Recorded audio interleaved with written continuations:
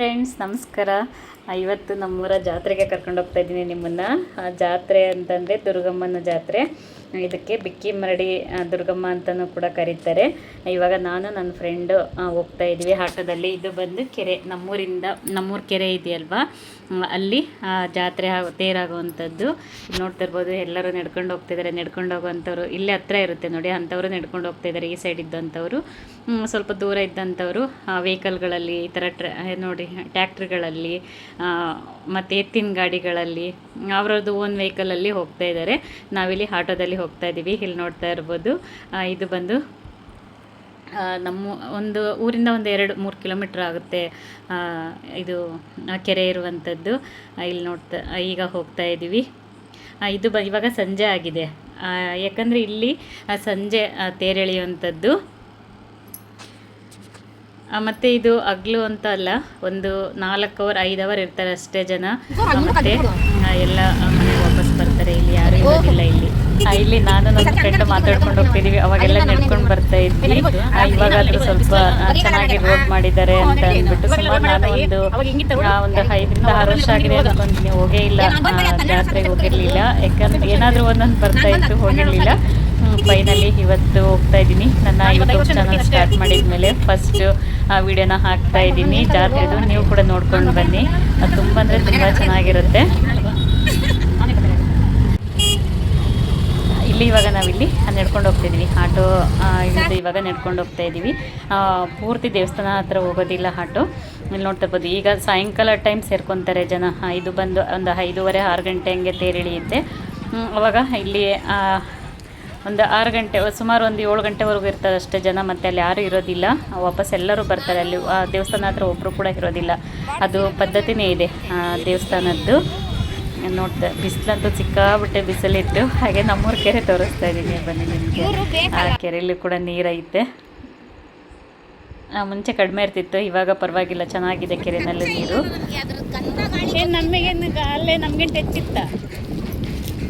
ಇವಾಗ ಇಲ್ಲಿ ತೇರೆಳೆಯುತ್ತೆ ನೋಡಿ, ಅಲ್ಲಿಗೆ ಹೋಗ್ತಾ ಇದ್ದೀವಿ. ಇನ್ನೂ ರೆಡಿ ಮಾಡ್ತಾಯಿದ್ರು ಅಷ್ಟೇ. ತೇರೆಳೆಯೋದು ಒಂದು 5:30-6 ಗಂಟೆಗಲ್ವಾ, ಹಂಗಾಗಿ ಈಗ ಅಲ್ಲಿ ದೇವಸ್ಥಾನ ಹತ್ರ ಹೋಗ್ತಾ ಇದ್ದೀವಿ. ನೋಡಿ ಒಂದ್ಸಲ ತೋರಿಸ್ತಾ ಇದ್ದೀನಿ. ಎಲ್ಲರೂ ಬರ್ತಾ ಇದ್ದಾರೆ. ಇಲ್ಲಿ ಇನ್ನೂ ಒಂದು ಹೇಳ್ಬೇಕಂದ್ರೆ, ಹೊಸ್ದಾಗೆ ಮದುವೆ ಆಗಿರ್ತಾರೆ ನೋಡಿ, ಅಂಥವರು ತುಂಬ ಜನ ಬರ್ತಾರೆ. ಅಂದರೆ ನವದಂಪತಿಗಳು ಹೊಸ್ದಾಗೆ ಮದುವೆ ಆಗಿರ್ತಾರೆ ಅಲ್ವಾ, ಅಂಥವರು ಇದು ತೇರಿಂದ ಕಳಸ ನೋಡಬೇಕಂತೆ. ಕಳಸ ನೋಡಿದ್ರೆ ಒಳ್ಳೇದಾಗುತ್ತೆ ಅಂತ ಹೇಳ್ತಾರೆ. ನೋಡ್ಬೋದು ಎತ್ತಿನ ಗಾಡಿ. ನಾನಂತೂ ತುಂಬ ವರ್ಷನೇ ಆಯಿತು ಇದರ ಎತ್ತಿನ ಗಾಡಿಗಳಲ್ಲಿ ಹೋಗಿ. ನಾವು ಊರಲ್ಲಿದ್ದಾಗ ಹೋಗ್ತಾ ಇದ್ವಿ. ಇವಾಗೆಲ್ಲ ನೋಡಬೇಕಂದ್ರೆ ಕನಸಲ್ವಾ. ಯಾರೋ ಹಳ್ಳಿಯವರು ತೊಗೊಂಡು ಬಂದಿದ್ದಾರೆ. ಮುಂದೆ ಹೋಗ್ತಾ ಹೋಗ್ತಾ ನಿಮಗೆ ತೋರಿಸ್ತೀನಿ, ನೋಡ್ಕೊಂಡು ಬನ್ನಿ. ಸ್ವಲ್ಪ ನ್ಯಾಚುರಲ್ಲಾಗಿ ಇದೆ ವಿಡಿಯೋ. ಇವಾಗ ನಾವಿಲ್ಲಿ ದೇವಸ್ಥಾನ ಮುಂದೆ ಬರ್ತೀವಿ. ಇವಾಗ ಒಳಗಡೆ ಹೋಗಲಿಲ್ಲ, ತುಂಬ ಜನ ಇದ್ದರು. ಹಾಗೂ ಇದು ಇತ್ತು, ಹಂಗಾಗಿ ಹೋಗಲಿಲ್ಲ. ಆಮೇಲೆ ಹೋಗ್ತಾ ಇತ್ತು, ಸ್ವಲ್ಪ ಜನ ಕಮ್ಮಿ ಆದಮೇಲೆ ಹೋಗೋಣ ಅಂತ ಅಂದ್ಬಿಟ್ಟು ಹೋಗಲಿಲ್ಲ. ನೋಡ್ಕೊಂಡು ಬನ್ನಿ.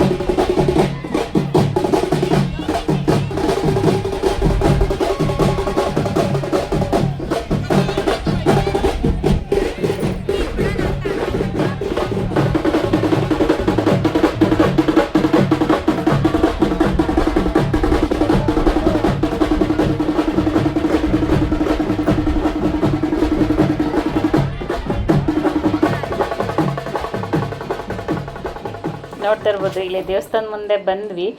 ದೇವಸ್ಥಾನದ ಒಳಗಡೆ ಹೋಗೋಣ ಅಂತ ಅಂದ್ಬಿಟ್ಟು ಫುಲ್ಲು ಕ್ಯೂ ಇತ್ತು, ಹಂಗಾಗಿ ಹೋಗಲಿಲ್ಲ. ಆಮೇಲೆ ಎಲ್ಲ ತೇರೆಲ್ಲ ಎಳೀತಾರೆ ನೋಡಿ.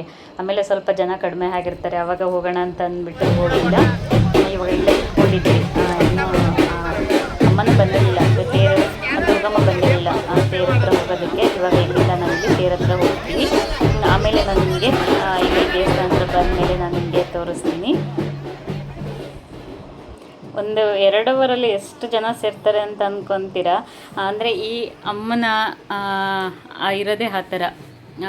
ಅಂದರೆ ನಮ್ಮ ಕೊಟ್ಟೂರಲ್ಲಿ ತೇರು ನೀವು ನೋಡ್ಬೋದು. ಒಂದು ಪಾದಯಾತ್ರೆ ಬರೋ ಅಂಥವ್ರಾಗಿರ್ಬೋದು, ಸುಮಾರು ಒಂದು ವಾರದವರೆಗೂ ಜಾತ್ರೆ ಆಗ್ತಾನೇ ಇರುತ್ತೆ ನಮ್ಮೂರಲ್ಲಿ.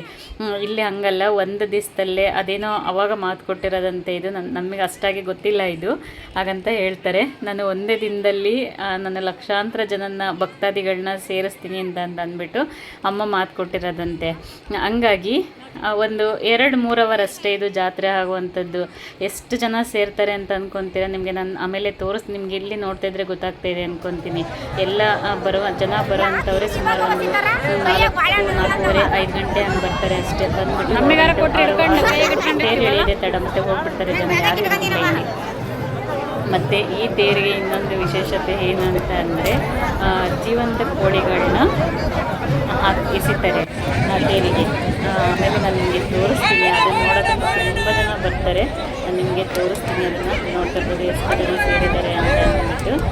ಈಗ ಅಮ್ಮ ಪಲ್ಲಕ್ಕಿನಲ್ಲಿ ಬರುತ್ತೆ, ಪಲ್ಲಕ್ಕಿನಲ್ಲಿ ಬಂದ ಮೇಲೆ 3 ಸಲ ಪ್ರದಕ್ಷಿಣೆ ಹಾಕಿಬಿಟ್ಟು ಆಮೇಲೆ ತೇರ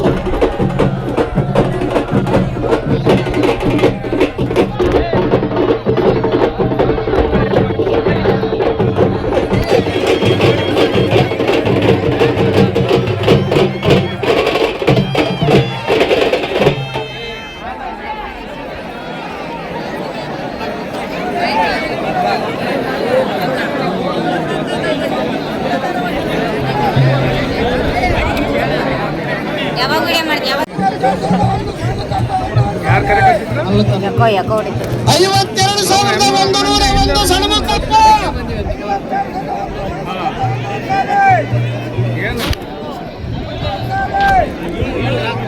52,101 ಸಣ್ಮುಖಪ್ಪ. 1,500,000.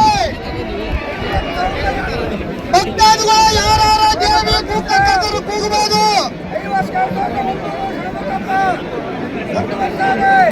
52,101 ಸಣ್ಮುಖಪ್ಪ. 1,500,000.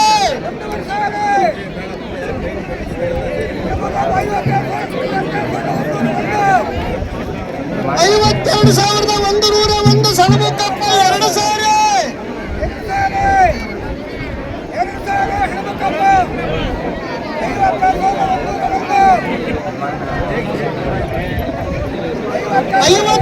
52,101 ಸಣ್ಮುಖಪ್ಪ.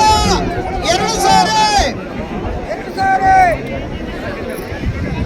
ಪಟ ಮುಗಿದ ಕೂಡಲೇ ಯಾರ ಭಕ್ತಾದಿಗಳು ಕೋಳಿಯನ್ನು ದೂರಬಾರದು. ಎಳೆವಾಗ ತೇರೆಳೆಯುವಾಗ ಯಾರು ದೂರಬಾರದು, ಮೊದಲಿಗೆ ದೂರಬೇಕು. ತೇರನ್ನು ಎಳೆಯುವಾಗ ಯಾರು ಕೋಳಿ ದೂರಬಾರದು.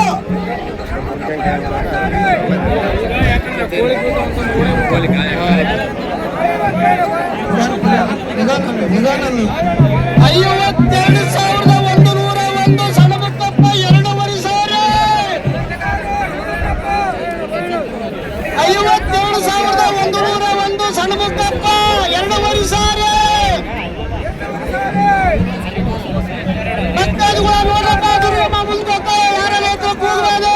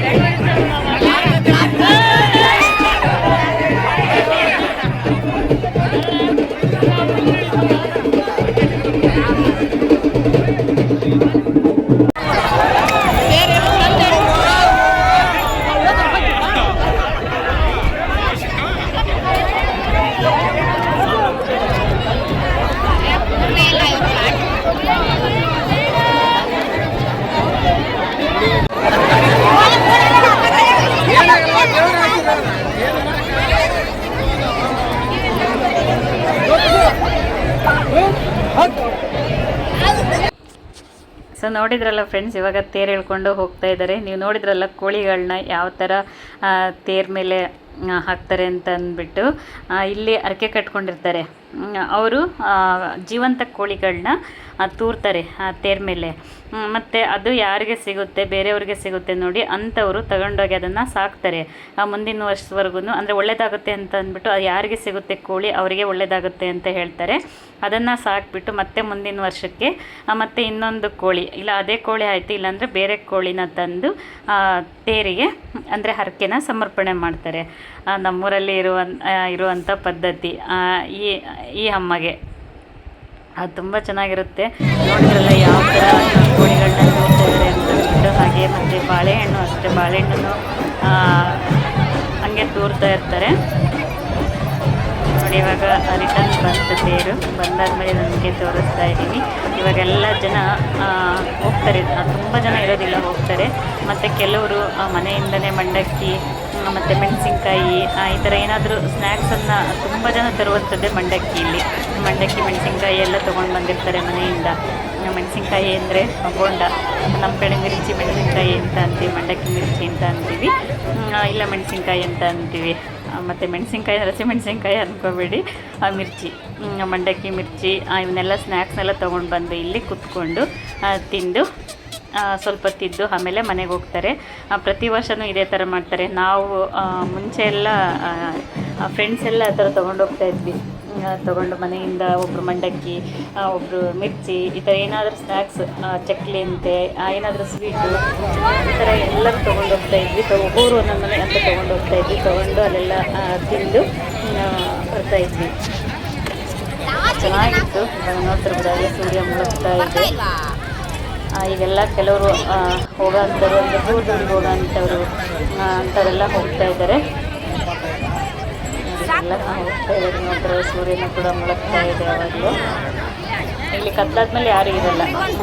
ದೇವಸ್ಥಾನದ ಪದ್ಧತಿ ಅದು. ಅಂದರೆ ಈ ದುರ್ಗಮ್ಮ ಜಾತ್ರೆದು ಪದ್ಧತಿ. ಯಾರೂ ಇರೋ ಹಾಗಿಲ್ಲ ಇಲ್ಲಿ. ಯಾರು ಈ ಕಡೆ ಹೋಗೋದಿಲ್ಲ ಅಂತಂತ ಹೇಳ್ತಾರೆ. ದೇವರು ಸಂಚಾರ ಮಾಡ್ತಾ ಇಲ್ಲಿ ಯಾರು ಇರಬಾರ್ದು ಅಂತ ಹೇಳ್ತಾರೆ. ನೋಡಿ ಹೋಗ್ತಾ ಇದೆ. ತುಂಬ ಚೆನ್ನಾಗಿತ್ತು. ಒಂದು 2 ಅವರ್ 3 ಅವರಿಗೆ ಜಾತ್ರೆ ನಡೆಯುತ್ತೆ. ಇದು ಪ್ರತಿ ವರ್ಷವೂ ಇದೇ ಥರ ಇರುತ್ತೆ ಜಾತ್ರೆ. ನಾನು ಫಸ್ಟ್ ಟೈಮು ಅಂದರೆ ತುಂಬ ದಿನ ಆದಮೇಲೆ ಹೋಗಿದ್ದಲ್ವ, ಹಾಗಾಗಿ ನಾನು ನಿಮ್ಮ ಜೊತೆ ಶೇರ್ ಮಾಡ್ಕೊಳ್ತಾ ಇದ್ದೀನಿ. ಇದು ಯೂಟ್ಯೂಬಲ್ಲಿ ಫಸ್ಟ್ ಟೈಮ್ ಆಗ್ತಾ ಇರುವಂಥದ್ದು ವಿಡಿಯೋನ. ಸೊ ಫ್ರೆಂಡ್ಸ್, ಇವತ್ತಿನ ವಿಡಿಯೋ ನಿಮಗೆ ಇಷ್ಟ ಆಗಿದೆ ಅಂದ್ಕೊತೀನಿ. ಇಷ್ಟ ಆಗಿದ್ರೆ ಪ್ಲೀಸ್ ಲೈಕ್ ಮಾಡಿ. ಹೊಸದಾಗಿ ಯಾರೆಲ್ಲ ನನ್ನ ಚಾನಲನ್ನು ನೋಡ್ತಾ ಇದ್ದೀರಾ ಪ್ಲೀಸ್ ಸಬ್ಸ್ಕ್ರೈಬ್ ಮಾಡಿಕೊಂಡು ಸಪೋರ್ಟ್ ಮಾಡಿ. ನನ್ನ ಡೌಟ್ ಇದ್ದರೆ ಕಮೆಂಟ್ ಮಾಡಿ. ಇವಾಗ ನಾವಿಲ್ಲಿ ದೇವಸ್ಥಾನ ಹತ್ರ ಬಂದಿದ್ದೀವಿ. ನೋಡ್ತಿರ್ಬೋದು ಜನನೂ ಕಡಿಮೆ ಇದ್ದಾರೆ. ಇವಾಗ ನಾವಿಲ್ಲಿ ದೇವಸ್ಥಾನ ಒಳಗಡೆ ಹೋಗಿ ದರ್ಶನ ಮಾಡಿಕೊಂಡು ಬರ್ತೀವಿ. ನಾನು ಒಂದ್ಸಲ ಹಾಕಿದೆ ಅಂದ್ಕೊತೀನಿ. ಕೆರೆ ಕೊಡಿ ಬಿಟ್ಟಿತ್ತಲ್ವ, ಅವಾಗ ಹಾಕಿದ್ದೆ. ಅದೇ ಕೆರೆ ಇದು, ನಮ್ಮ ಕೊಟ್ಟೂರಿನ ಕೆರೆ. ಮತ್ತು ಇಲ್ಲೆಲ್ಲ ಸ್ವೀಟ್ ಅಂದರೆ ಜಾತ್ರೆಗಳಿಗೆ ಏನಿರುತ್ತೆ ಅದೆಲ್ಲ ಇರುತ್ತೆ. ಅಂದರೆ ತುಂಬ ಅಂಗಡಿಗಳು ಬರಲ್ಲ, ಸ್ವಲ್ಪ ಬರ್ತವೆ ಅಂಗಡಿಗಳು. ಈ ಥರ ಏನು ಖಾರ ಮಂಡಕ್ಕಿ, ಸ್ವೀಟ್ಸು, ಈ ಥರದ್ದು ಅಂಗಡಿಗಳು ಬರುತ್ತೆ ಅಷ್ಟೇ.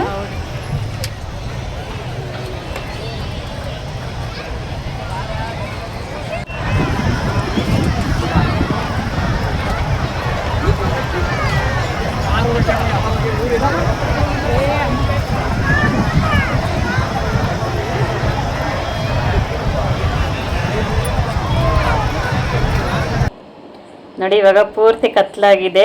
ಇಲ್ಲೆಲ್ಲ ಕುತ್ಕೊಂಡಿದ್ದಾರೆ ನೋಡಿ. ನಾನು ಅವಾಗಲೇ ಹೇಳಿದೆ ಅಲ್ವ, ಮನೆಯಿಂದ ಸ್ನ್ಯಾಕ್ಸ್ ಎಲ್ಲ ತೊಗೊಂಡು ಬಂದಿರ್ತಾರೆ, ಮಂಡಕ್ಕಿ ಅದನ್ನೆಲ್ಲ, ಅಂದರೆ ಖಾರ ಮಂಡಕ್ಕಿ ಎಲ್ಲ ತೊಗೊಂಡು ಬಂದಿರ್ತಾರೆ ಅಂತ. ಇಲ್ಲೆಲ್ಲ ಹೊಲದಲ್ಲಿ ಕುತ್ಕೊಂಡು ತಿಂತಾಯಿದ್ದಾರೆ. ನೋಡ್ತಾ ಇರ್ಬೋದು. ಇಲ್ಲಿ ನಾವು ಕೂಡ ಇವಾಗ ಮಂಡಕ್ಕಿ ತೊಗೊಂಡು ಬಂದಿದ್ದರು. ಇಲ್ಲಿ ಕುತ್ಕೊಂಡು ಇವಾಗ ತಿಂದು ಇವಾಗ ಮನೆ ಕಡೆ ಹೋಗುವಂಥದ್ದು.